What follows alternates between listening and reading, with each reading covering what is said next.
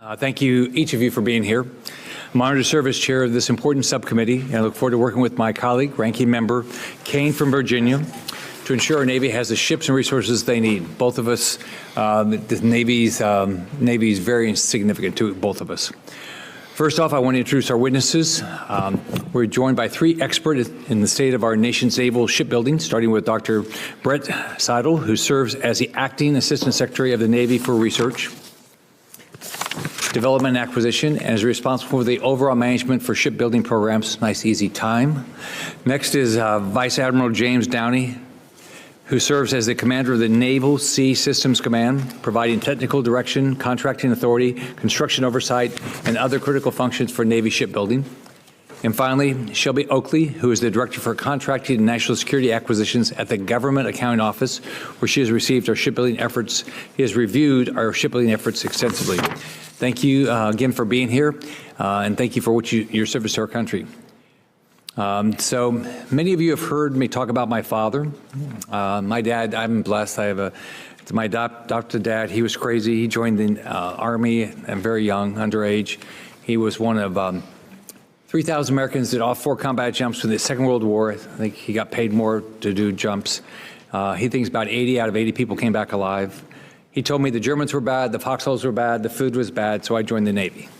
But I'm proud he did all 4 combat jumps with the 82nd Airborne that they did, and then fought in the Battle of the Bulge. I thought the food was going to be better, but it was really not very great. I served as radar man aboard the USS Glover. I'm proud to be a Navy veteran, but we can all acknowledge that it is facing significant challenges and in need of a turnaround. President Trump has made clear that his administration is focused on making our military the lethal fighting force it should be, and I'm glad we have a president focused on this. In the past few years, unfortunately, we've seen the Navy failing to recruit, pass the audit, and most relevant to our discussion today, deliver ships on time and on budget. In the last 5 years, 41 ships were delivered to the Navy. Of those 41 ships, only 4 were delivered on time and on budget. That's 9.7%. So I'm a business guy. I build businesses. No one would consider less than 10% success acceptable. In the private sector, something would have changed. You wouldn't keep using the same company. The company would probably go bankrupt. You clearly change people out. Yet over the past 4 years, we've seen the Navy failing to improve ships, innovate, or deliver things on time and on budget. That's a failure to the American people who expect their federal government to use their tax dollars wisely and expect their Navy to be on the cutting edge of innovation to defend our national security. We clearly have to make some changes. I think my colleague, Senator Kane, is in the same position. We want to do everything we can to help with a turnaround, and we got to do it fast. In today's subcommittee on Sea Power hearing, we will provide oversight on our Navy's conventional surface shipbuilding efforts, see why our naval readiness and shipbuilding are falling behind Communist China, and understand how we can work to rapidly change course. I have serious concerns about the challenges to our maritime dominance. The United States is losing ground, unfortunately, to Communist China and naval power, and our shipbuilding enterprise is failing to keep up. Communist China Navy has 370 ships and submarines with over 150 major surface combatants, and they continue to pioneer innovative designs like large unmanned surface vessels and carriers for unmanned aircraft. In contrast, the United States has failed to capitalize its naval shipbuilding since Ronald Reagan led the production surge over 4 decades ago. Our surface combatant fleet is growing old, with the average age of our ships exceeding 20 years. Meanwhile, programs intended to modernize our force have completely failed. The cruiser replacement program, the Little Combat Ship, the Zumwalt-class destroyers, this failure to modernize forced us to restart production of older DDG-51 Arleigh Burke-class ships as a temporary fix, even though these ships were already desperately in need of innovation to begin with. What's even more concerning is that we don't seem to be learning from our mistakes or taking any significant steps to improve the process.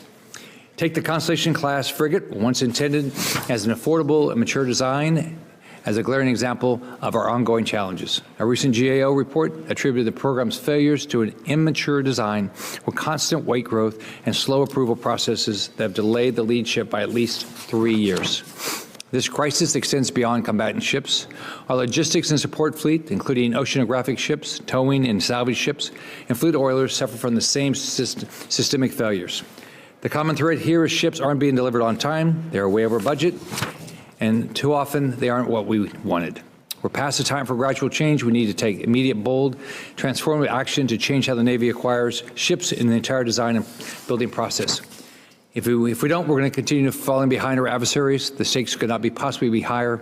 Communist China, unfortunately, their government has chosen to be our enemy, and it's our job to ensure the United States Navy has the tools and ships it needs to be ready for whatever may come.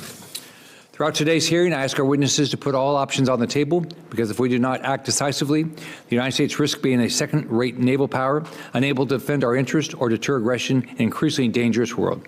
I'd now like to recognize Ranking Member Kane for his comments. Thank you, Chairman Scott, and thanks to all the witnesses and everybody who's here to talk about this important topic. I look forward to working together as your ranking member in this subcommittee, and you're right that both of us personally, you as a Navy veteran and me as the father of a Marine, but also because of our state's equities, care very deeply about the Sea Power mission. I'll acknowledge the same thing that I acknowledged at the hearing last year, that the hearing takes place during an extraordinary time for the U.S. Navy. And let's start with some positives. Attacks continue on commercial ships in the Red Sea. That's not a positive. But our nation's sailors have demonstrated a absolutely remarkable ability to defend key shipping lanes that permit global commerce, battling back against a heavy arsenal of attacks from the Houthis, and we appreciate the bravery of the women and men who sail into those waters and the skill and competence that they've shown over the last many months. But we know that the Navy today is not operating at readiness levels to match the threats we face around the world. We had the hearing in the full committee 2 weeks back. The Vice Chief basically said that we have an 80% readiness standard for ships and subs. It's somewhat complex the way that what that metric means, but the bottom line is we're at about 62% to the 80 on surface ships, 67% to the 80 on subs. We've seen some improvement in maintenance, but on the construction side, we're not where we need to be. Given the change in administrations, the first year of the administration, we never get the budget in February, so we don't have the budget request for FY26. So I can't yet comment upon how that budget might address the issue of readiness. But we're here today to discuss the state of the industrial base that supports the conventional Navy, how the Navy is supporting the base, and what we need to do to support it in the future. The Navy's industrial base is not in great shape. I don't say any of that to attack either the Navy witnesses, or the industrial base. We have fantastic innovators, but bottom line, for a series of reasons, whether it's supply chain challenges, workforce challenges, inflation, not sufficient attention to the way to allocate the work among those with the capacity to do it, we're not meeting our needs. Despite the best efforts of your predecessors, we have watched as the performance in Navy shipbuilding has degraded across the portfolio. And we know that the pacing threat from the Navy is much more stressing than this everyday threat that we're seeing in the Red Sea. The Indo-Pacific and other theaters have critical challenges for us. There are some success stories. The amphibious warship and destroyer productions are moving forward apace. But Virginia-class sub, Columbia-class sub, the frigate program that the chair mentioned, and others, we've got real issues. I am a member of the Health, Education, Labor, Pension Committee, and I'm sort of particularly focused on workforce challenge. And I will just state up front, I'm a little bit worried on the supply chain side and the cost side, what a regime of comprehensive tariffs against products around the world will do to the cost of some of the inputs that could make this matter even tougher.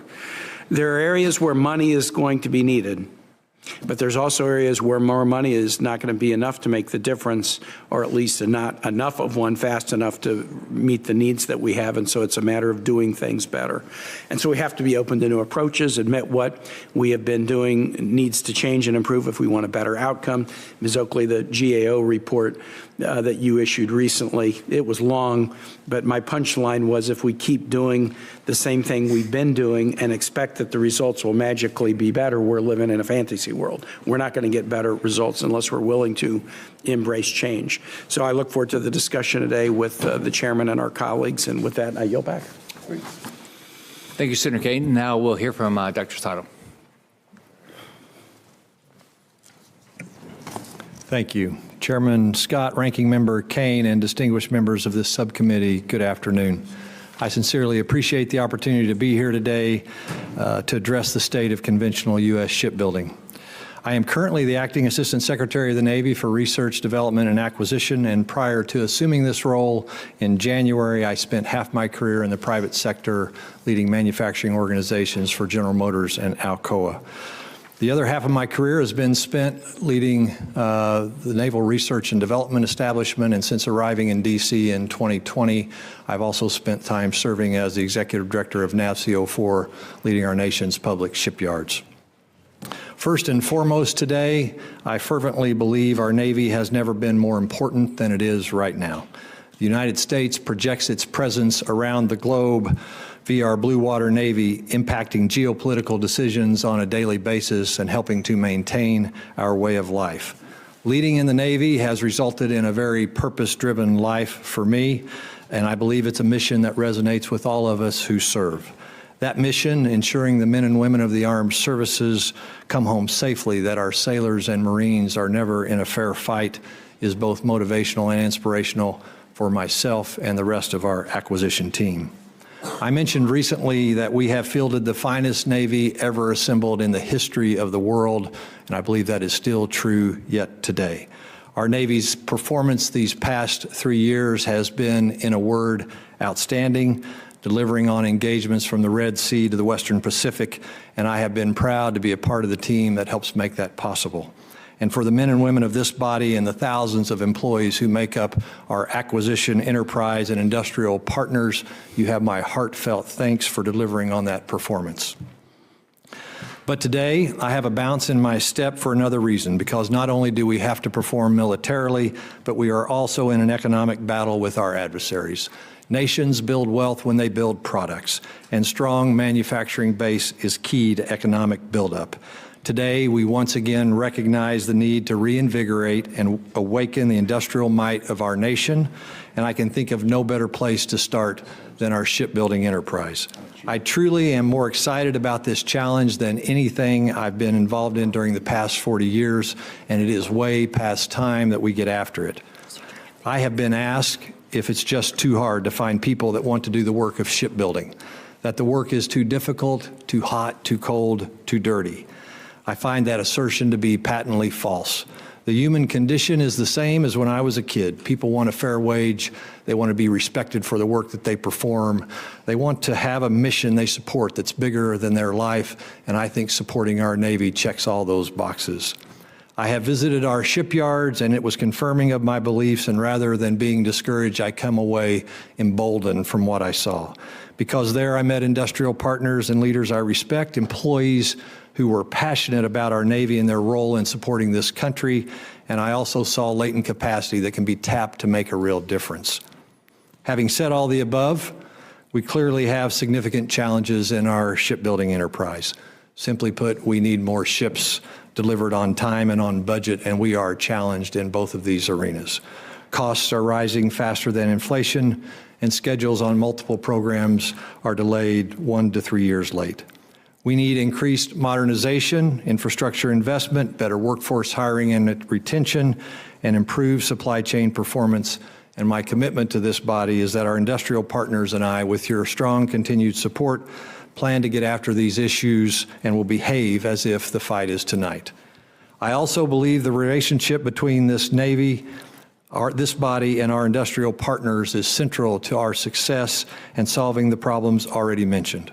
In each of these three groups, individuals get up every day, passionate about solving the problems in front of us, with similar goals and aspirations, albeit different perspectives. And in that vein, this committee has my passionate commitment to be an outstanding partner, to look forward and drive change, to build the connective tissue with our industrial partners instrumental to our success, and to reinvigorate our manufacturing base to drive the economic engine of this country. I am genuinely excited to be here today and look forward to taking your questions. Thank you, Vice Admiral Downey. Chairman Scott, Ranking Member Kane, distinguished members of the Sea Power Subcommittee, thank you for this opportunity to appear before you today to discuss the Navy's conventional surface shipbuilding programs. I would first like to thank the committee for its candid perspectives and determination to help the Navy accelerate the delivery of combat power to the fleet. Recent testimony before Congress, including testimony and reports from my GAO colleague, Ms. Oakley, have been integral in supporting the Navy's routine communication with Congress regarding the complex realities of shipbuilding in 2025. As the commander of Naval Sea Systems Command, I am privileged to lead a team charged with translating warfighter requirements into combat capability, enabling our nation and its allies to provide persistent presence in peace, project power in war, and assured access at all times.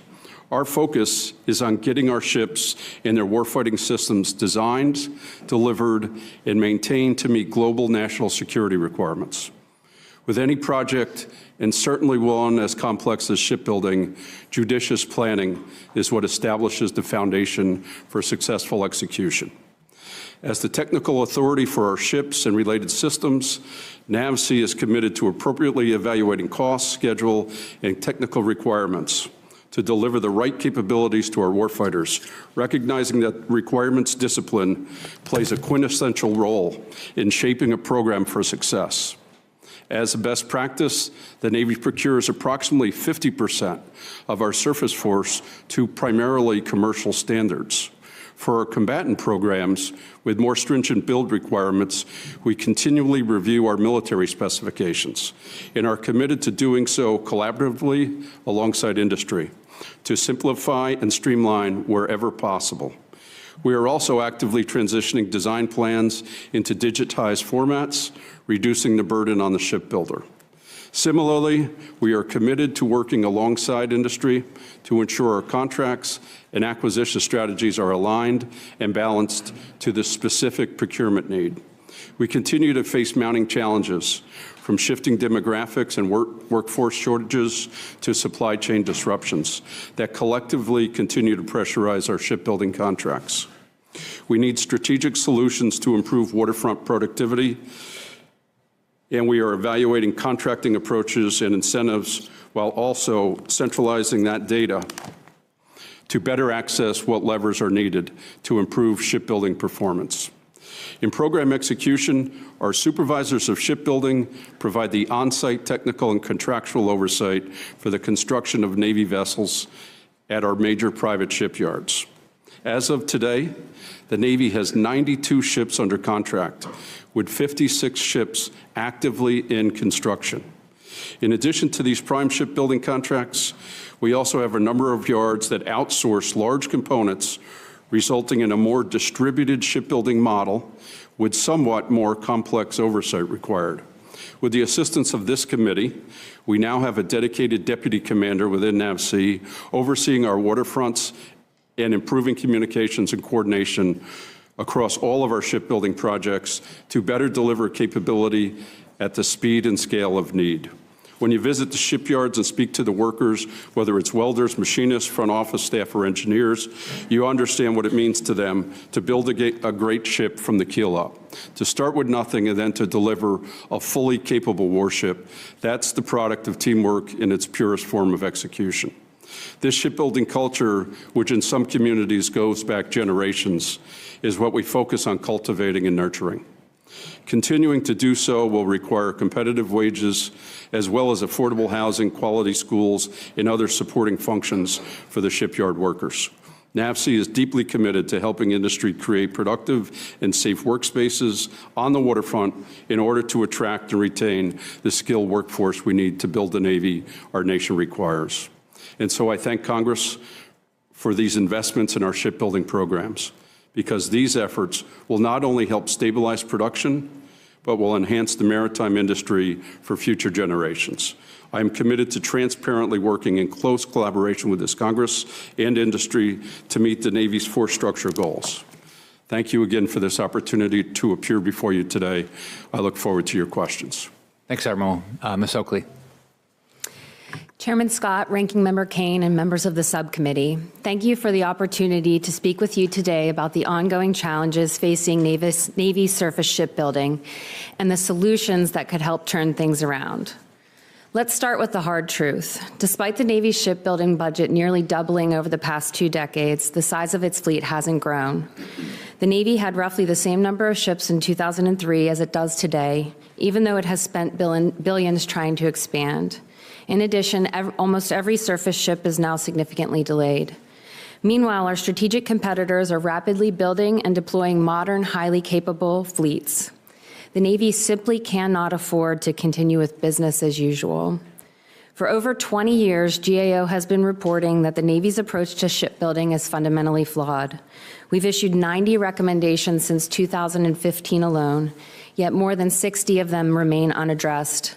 And the consequences of inaction are clear: billions in cost overruns, years of schedule delays, ships that ultimately don't provide expected capability.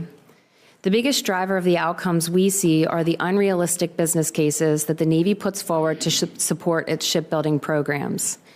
These business cases don't adequately reconcile what can actually be done within available resources, including technology, design knowledge, industrial-based capacity, and funding.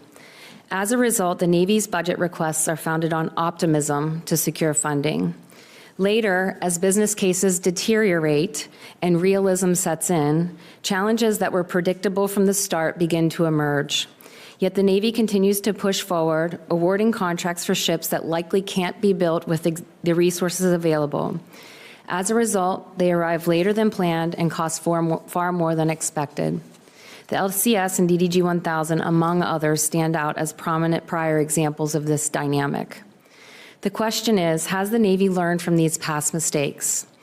To some extent, yes. Recent efforts incorporating more proven systems and increasing engagement with industry before contract award are steps in the right direction.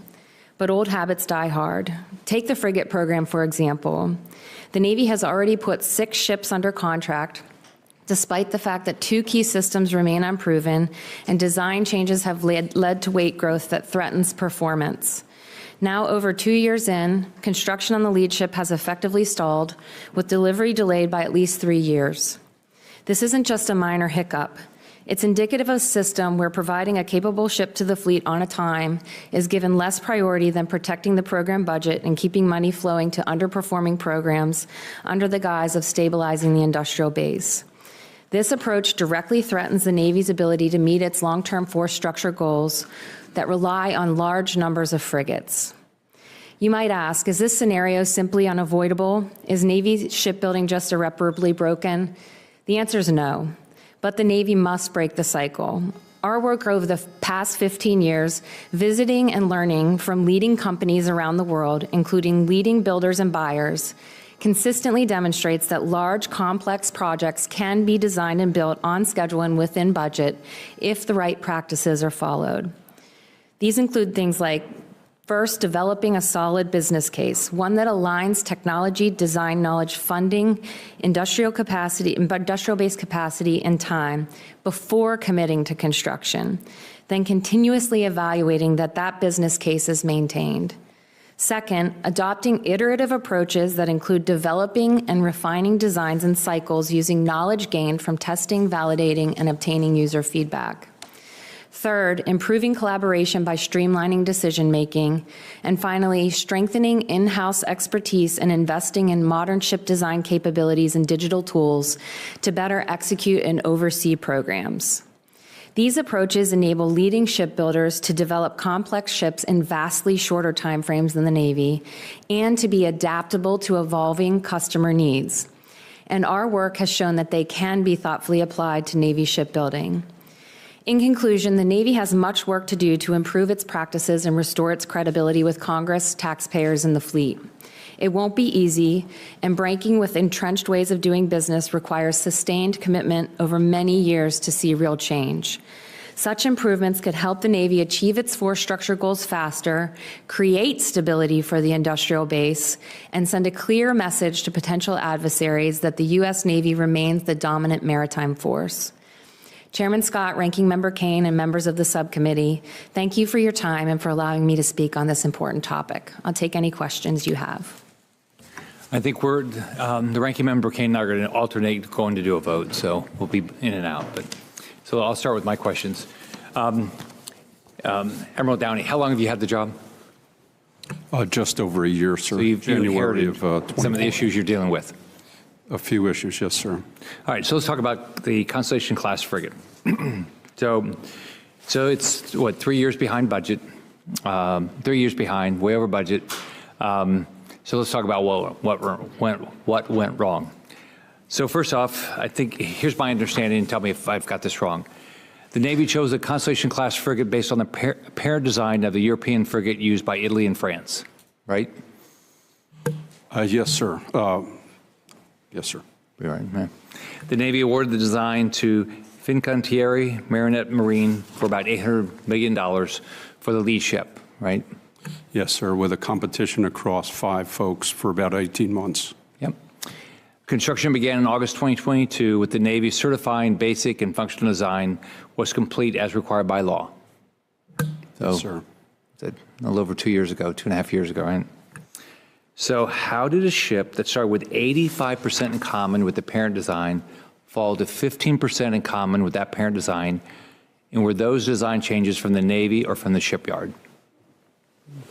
Sir, I'll start with the design changes, a combination of both. There's a group of about 182 changes.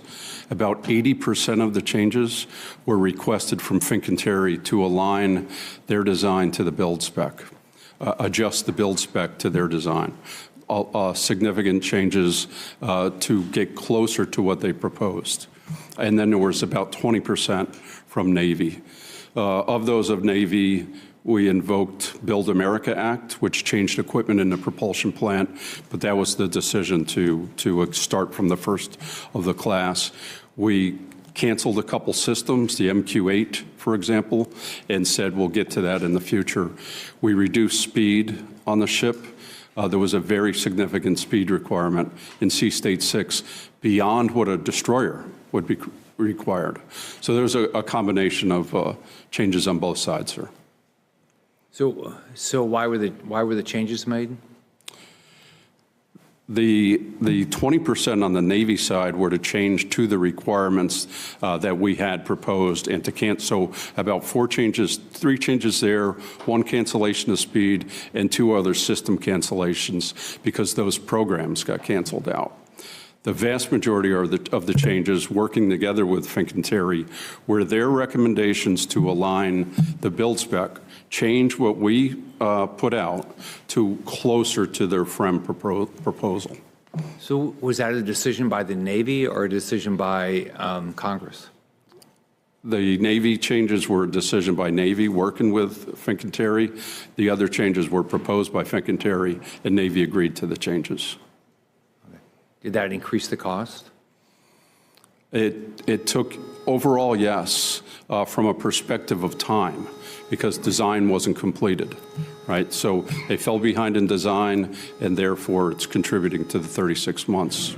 So was it a fixed price contract? Yes.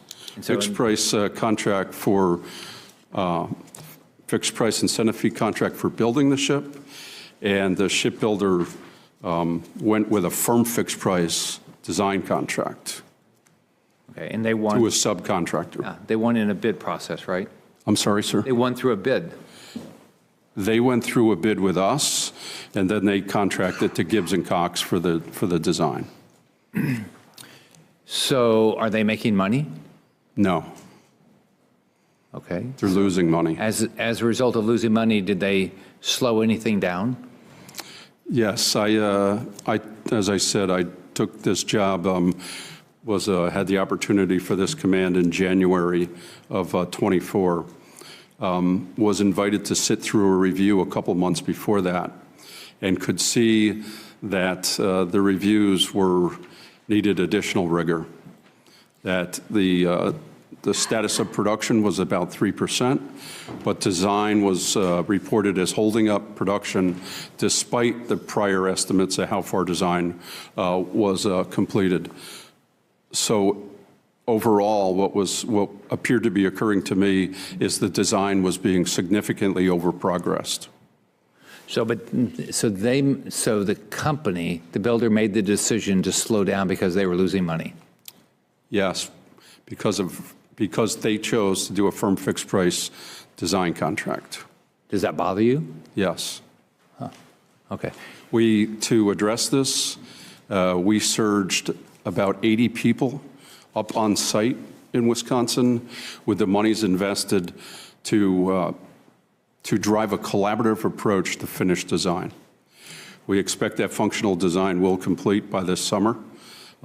We've gone from 30% first-time quality as I took that first review and came into the job to 80% by co-locating Navy engineers, not only with Fincantieri, but also requiring Fincantieri to bring their subcontractor up on site in Wisconsin as well. Okay. All right, Senator Blumenthal. Thanks, Mr. Chairman. Ms. Oakley, I know that the President's announced a new office to oversee shipbuilding, but on the other hand, the Musk operation, call it whatever you will, and the Secretary of Defense are evidently going to fire people who would be hands-on overseeing and supervising shipbuilding. Am I right that this kind of mass firing of the civilian workforce, many of them veterans, would undermine and potentially set back our shipbuilding efforts? I don't have any insight into the specific cuts that DOJ is proposing for the Navy programs or the Navy workforce. I will say that our report that we issued a few weeks ago on the Navy's shipbuilding and ship repair industrial base identified workforce capacity as a key issue that came up over and over again, both within the Navy and at the builders, as a key challenge for turning things around in terms of performance, both at the yards and within the Navy itself. So building the workforce requires investment in people. It requires morale and a commitment of support to people who show up for work every day, whether it's building submarines or other ships or supervising the process of committing resources to them, correct? Yeah, I think it would be difficult to build up a workforce without that kind of support. Let me ask others here, how do we build that workforce, which we've talked about doing for years and years in submarine construction, for example, and it isn't getting done, evidently? Yeah, so one, appreciate the question. I think we're putting a lot of effort in our maritime industrial base arena. This body has funded us about $4 billion over the last 2 years, and we have aggressively got after kind of the workforce hiring and retention. I think we've seen some good effect on the hiring, arena.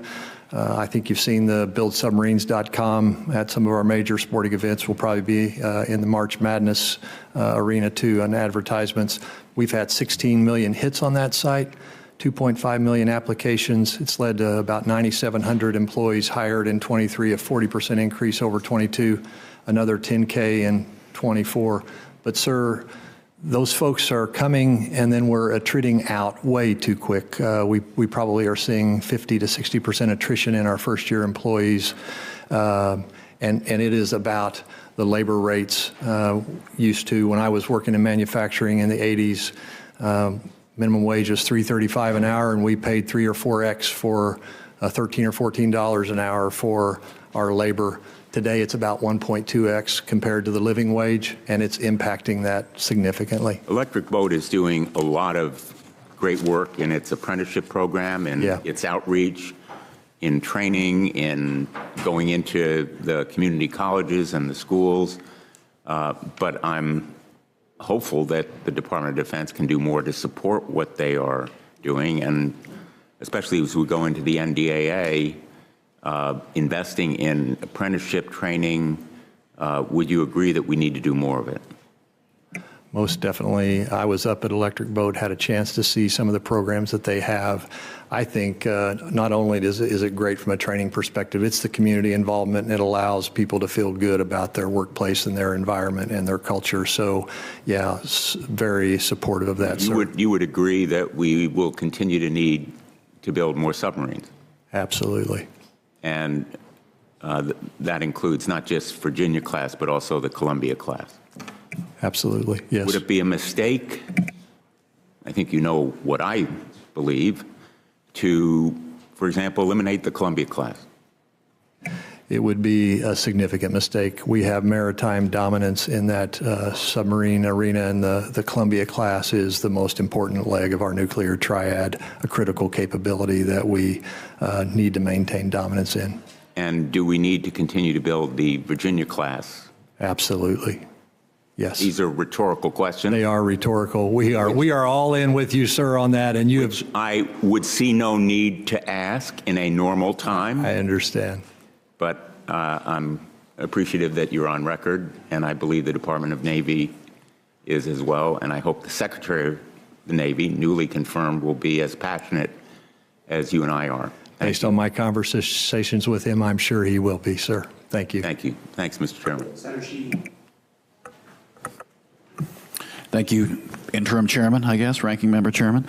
How do we, even if we wanted to scale our shipbuilding capacity, even if we wanted to take it to the 10, 20, 30x that we need to even approach what China's building right now, I mean, how do we physically do it? We don't even have the physical shipyards available to build those right now. So from an industrial-based perspective, how do we acquire the physical footprint to start building enough vessels that we're going to need very quickly?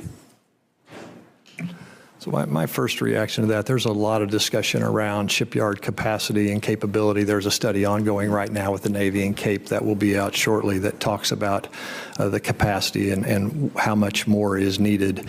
I think at this point, the workforce issues that we're talking about and the greening of the workforce is leading to, lots of rework. For example, at most of our yards right now, the years of experience is 3 to 4 years. I think unlocking that latent capacity is a lot about driving modernization into the yards, getting through some of these wages issues to have our retention numbers up. All those things starts to play. We also are working on a lot of. I mean, I agree the workforce is key, but I think a workforce will fundamentally and eventually respond to a free market incentive and is relatively elastic. But, last time we had to build a Navy fast, Henry Kaiser bulldozed, 10 miles of San Francisco Bay and built a shipyard. And we just don't have that capability anymore. I mean, whether it's, oceanfront real estate isn't available anymore. So, I've heard a lot about the workforce, and I totally agree with you. We're very aligned. The workforce issue, I think, is critical.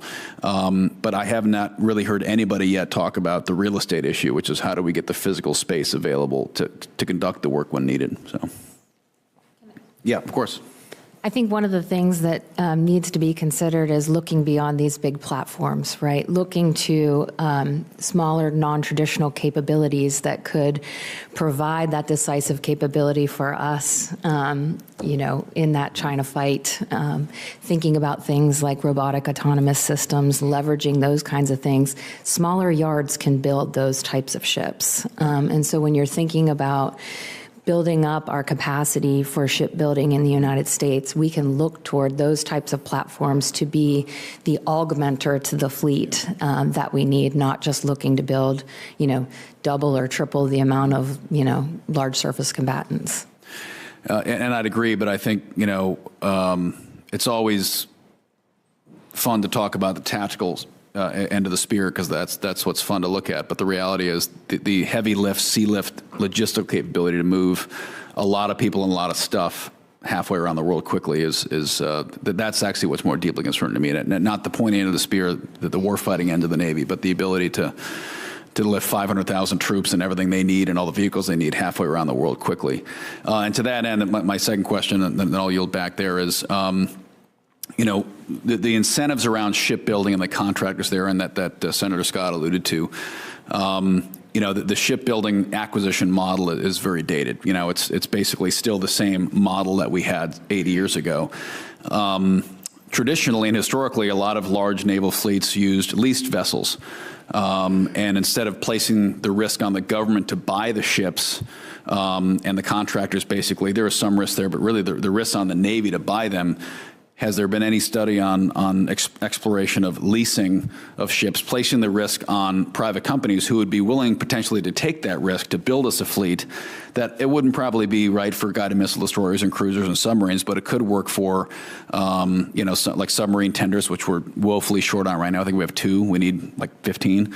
And logistical vessels. Has there been exploration of leasing commercial vessels and putting the maintenance burden, the upgrade burden on the contractors, vice on the Navy?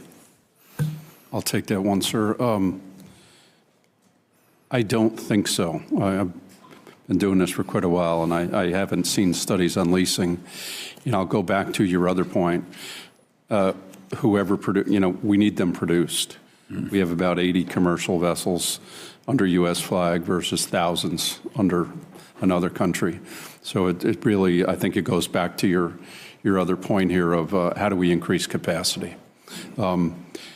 So on the Navy, on the pure Navy side, we do have some, in my view, having worked with Maine and California a lot, there is more capacity up in Bath, and there is more capacity out at NASCO in California. We need to look at our requirements, our variations in builds, and how we get a longer run, similar to the DDG 51 program. We're all working on Virginia, and there's multiple blocks of Virginias. So that definitely has an effect on the producibility and the learning there. So I think we have to do both. And get to who would produce them for us.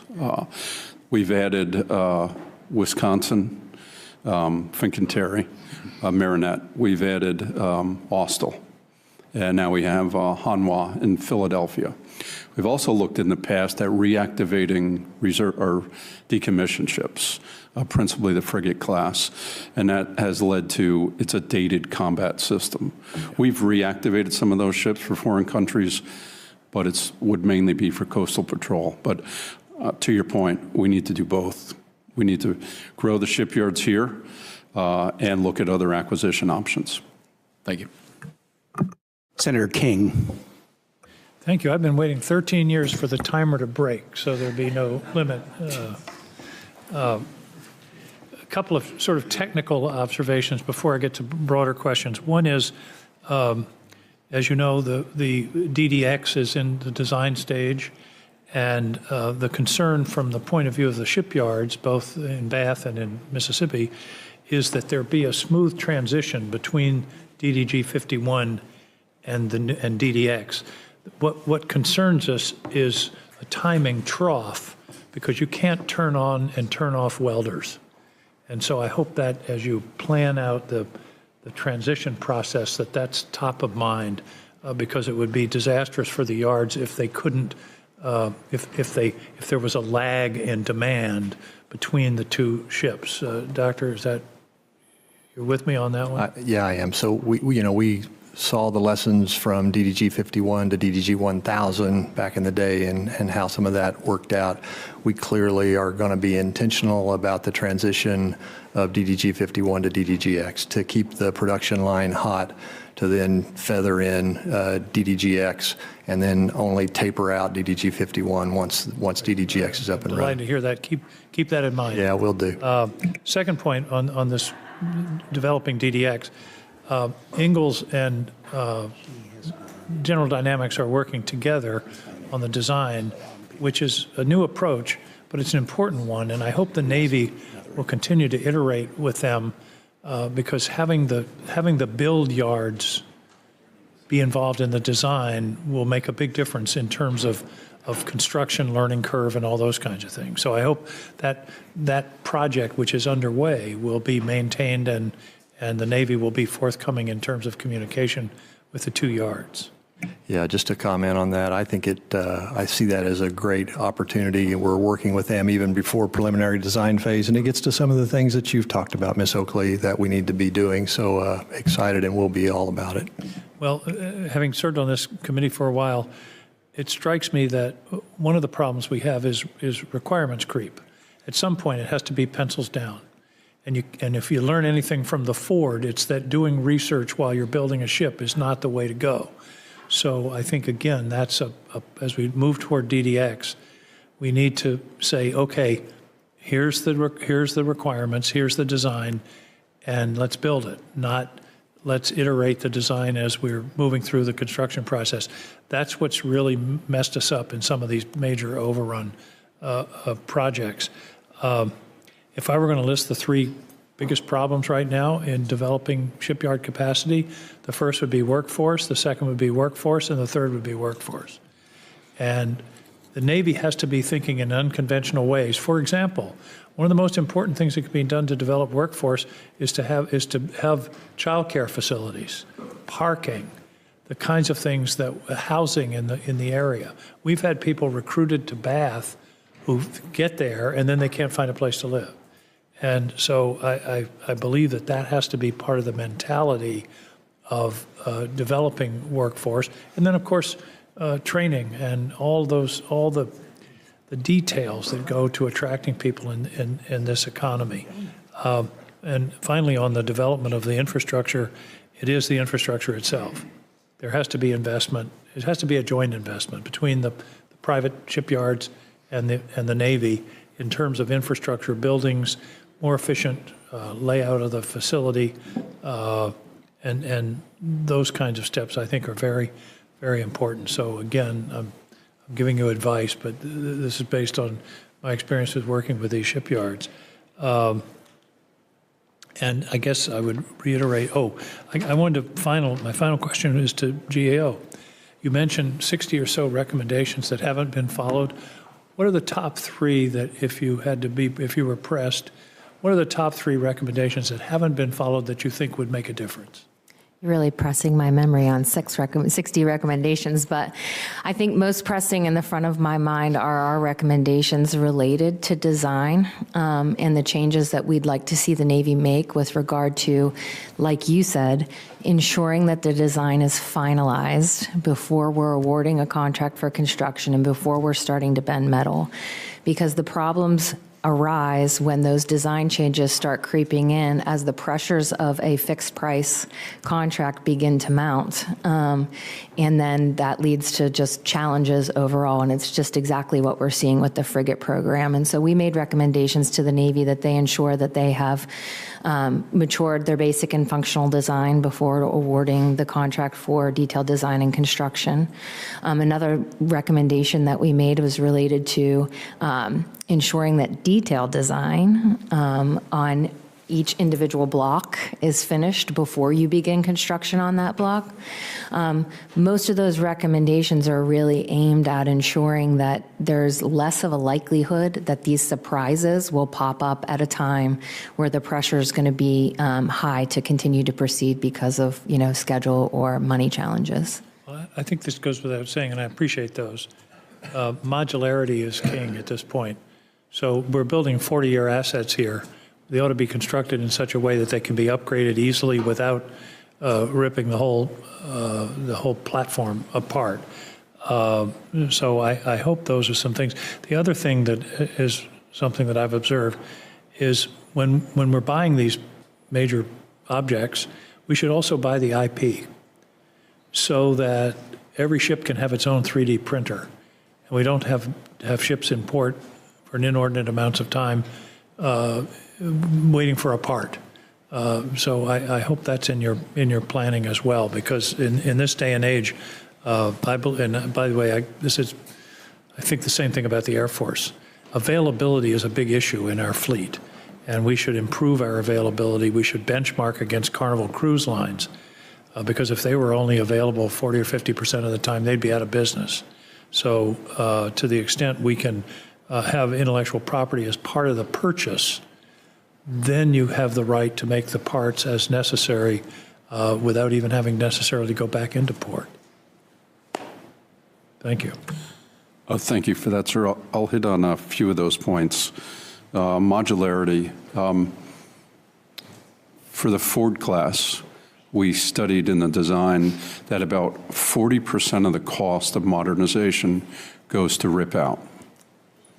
So for the Ford class, where we have the command spaces, the O3 level, the gallery deck, we changed, we went with a general arrangement where all 19 mission bays are lined up against each other, and the services are moved out of the spaces, HVAC, ducting, these things, and built in a flexible infrastructure so that a common bolt size, quick disconnect power panels, lighting, a pressurized underdeck, so that you don't have any ducting in the spaces. So those type of efforts of modularity that removes the, I'll say, hardware constrained interface or many different such interfaces to the systems is an area we significantly need to move forward with. On the tool sets, we also have some, I will say, not even balanced efforts, but some solid tool sets in the submarine area and digital arrangement drawings in the carrier area, so that it's not left to an interpretation of the worker. The drawings can be extremely complex. So we have invested in those areas significantly. Studies show in those areas that such tools, and I have one more point, but such tools can reduce labor by as much as 8% as you go through that work. The other key area on the commercial side, so been to Korea, Japan, India, Canada, et cetera, Spain, Italy, and the Middle East. Most of the yards that I've been to that have large production capability use a common tool set across the yard. We go by program. So when we get into yards that have multiple product lines, they may be using different tool sets, which causes, until you go into some of the other foreign large yards, it's less obvious in our yards of what's going on. And they don't change the tool set to the next new one until it's ready to support all their product lines.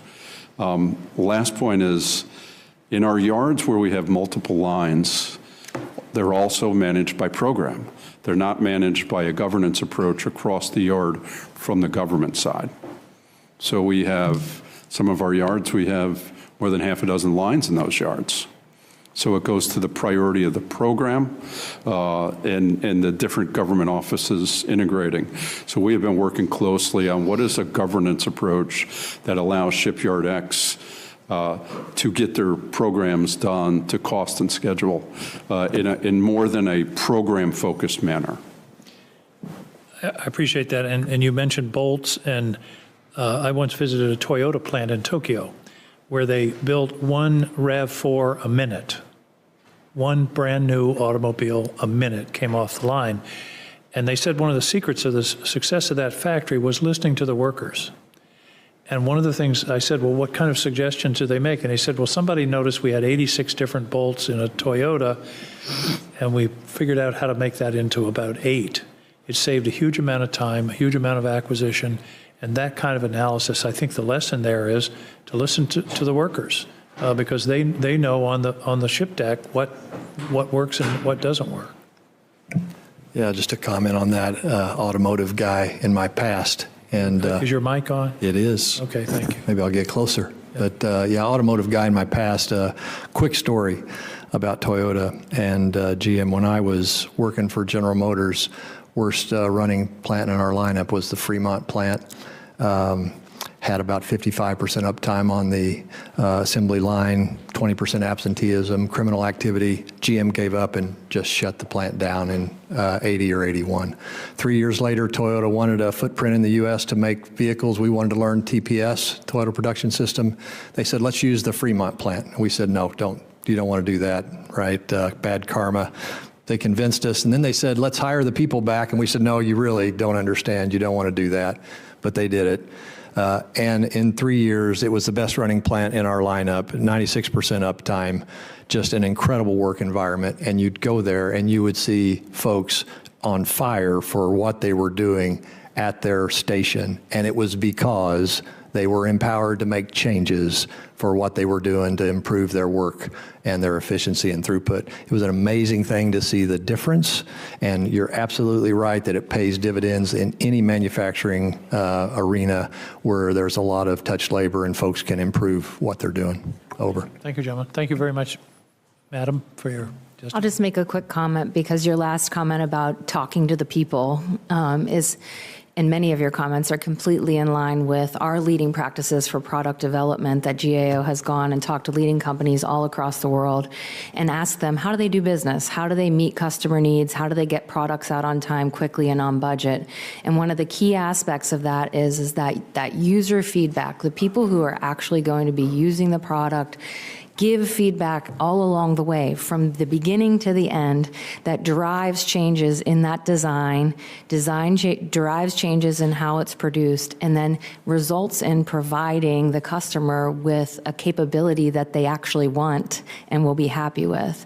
And so I think what you're saying is completely in line with recommendations we've made both to DoD and to the Navy to bring their practices more in line with how these leading companies do business. Thank you. Thank you, Mr. Chairman.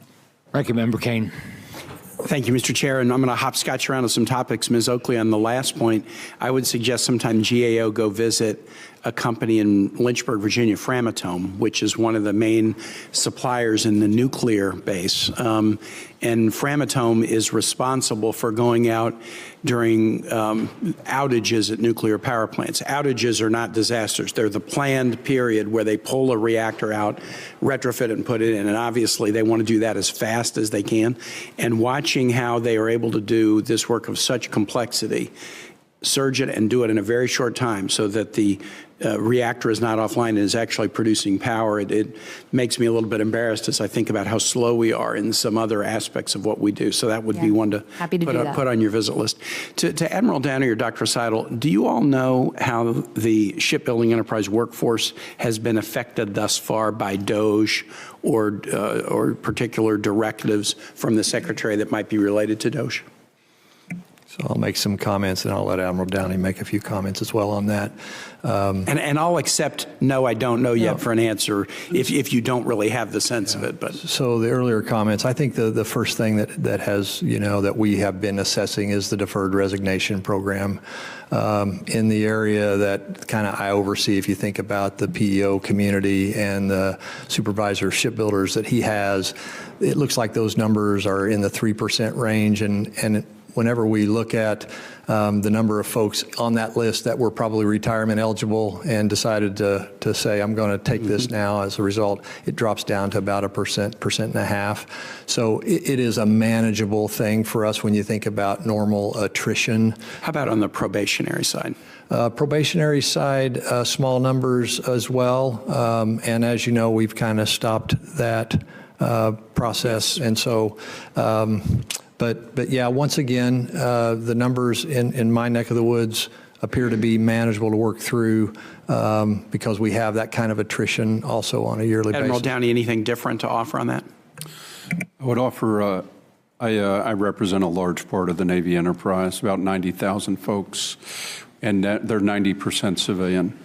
The deferred retirement number across that enterprise for me is around 1,200 folks.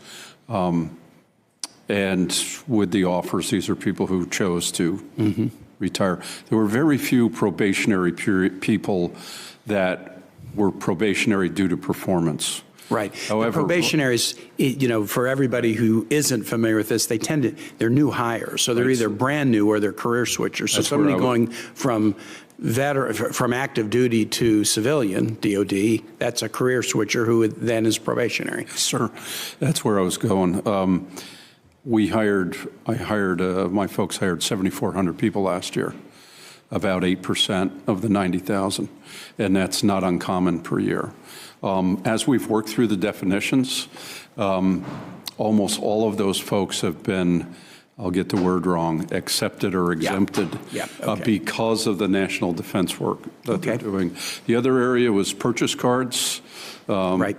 We purchase a lot in our naval shipyards. One shipyard That's how they buy material. So Portsmouth Naval Shipyard may have more than 1,000 transactions a month, et cetera.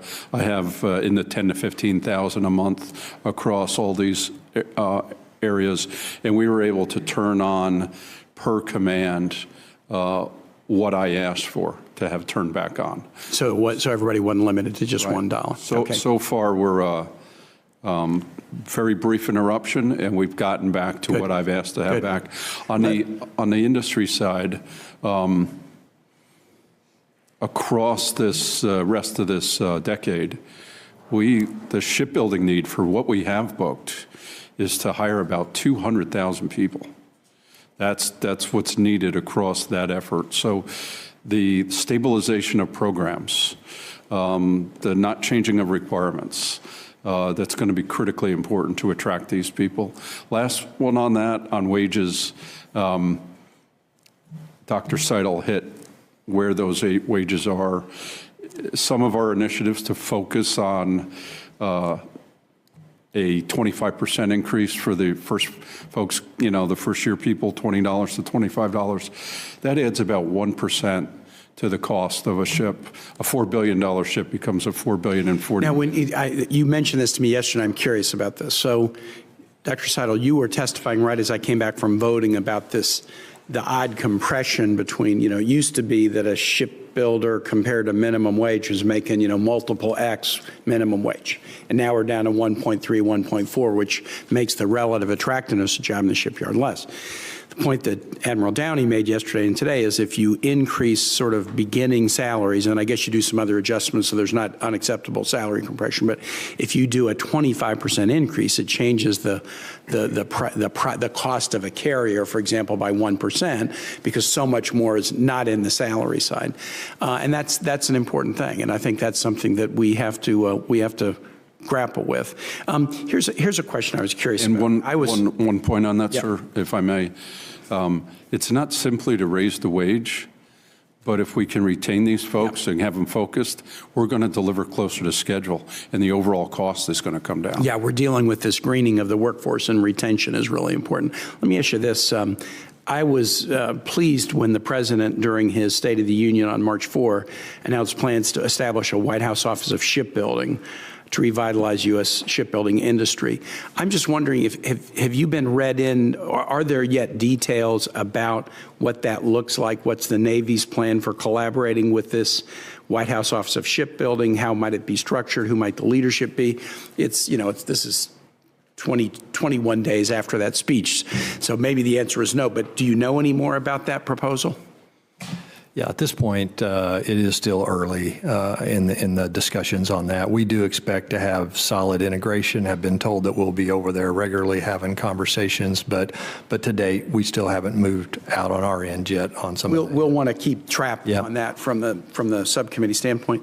Over to you, Ms. Oakley, on something. The GAO had a report that was a December report about amphibious warfare fleet. Navy needs to complete key efforts to better ensure ships are available for Marines.